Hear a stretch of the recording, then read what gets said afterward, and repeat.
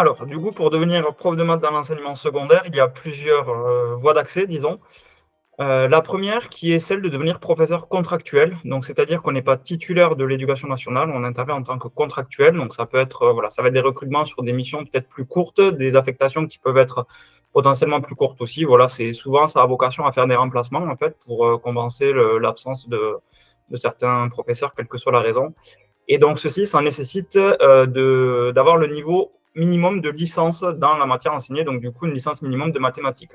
Donc c'est la première voie d'accès, voilà, ça se fait par entretien, surtout voilà, avec dans les rectorats, enfin dans le rectorat de l'académie concernée, avec un inspecteur.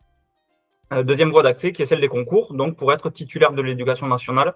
Donc là, deux choix possibles, soit le CAPES, qui est le premier concours en fait, soit l'agrégation, qui est un deuxième concours. Donc l'agrégation a la réputation d'être un concours plus difficile en termes de maîtrise de contenu dans les programmes. Et donc ces deux concours permettent d'enseigner en collège et en lycée.